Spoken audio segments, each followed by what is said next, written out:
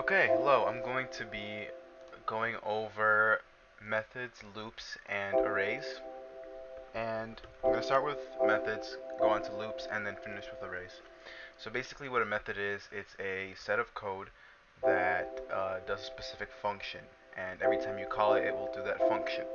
So for instance, the syntax to write a method is public void, and then the name of whatever method, the name of your method, and then two arguments here.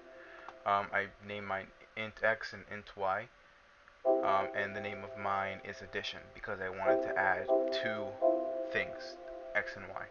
So then I went int sum. I wrote int sum because that's what I want to name it, the sum. This is basically specifying what you want it to do. And then I equaled it to x plus y because I wanted to add x and y, whatever x is and whatever y is.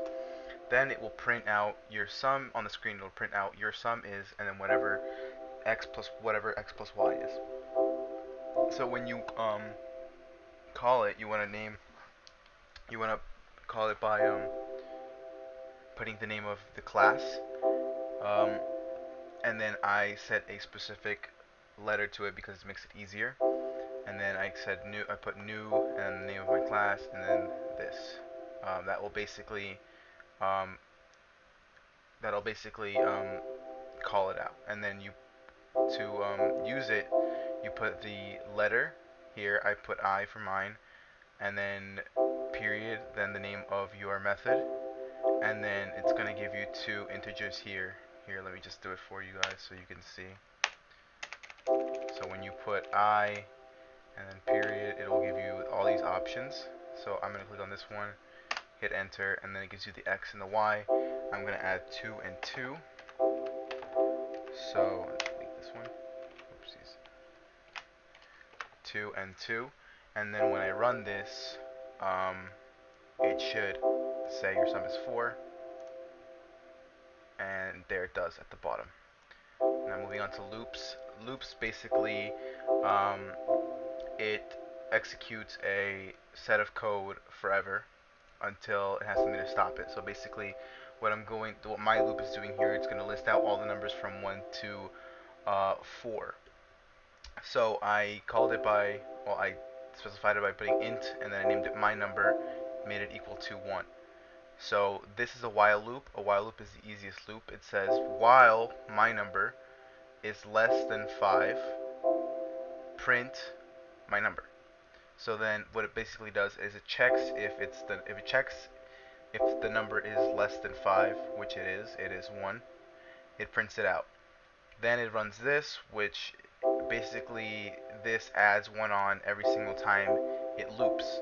So it's going to be 2 the second time it loops, then 3, then 4, and then 5. It's going to check if it's less than 5, and 5 is not less than 5, so it will not print. So it'll print all the numbers from 1 to 4. And if we run this, it should do just that. 1, 2, 3, and 4 right here. An array basically is a set of numbers that you can store. You can store it into an array, and basically you can print out any of the numbers you can in the array that you store. So basically, you store the numbers by printing out double, naming your array. I named it number. Putting these brackets. This bracket um, basically you can use it to print out any of the numbers in the array by specifying what its sequence in the array is. So I'll explain that. So I have all odd numbers here. I have 1, 3, 5, 7, 9, 11, 13, 15, 17, and 19. Basically, I put print and then the array name, print the array, and then the sequence. So the 0th number in my sequence is actually 1 because arrays start at 0. So then the first one will actually be 3.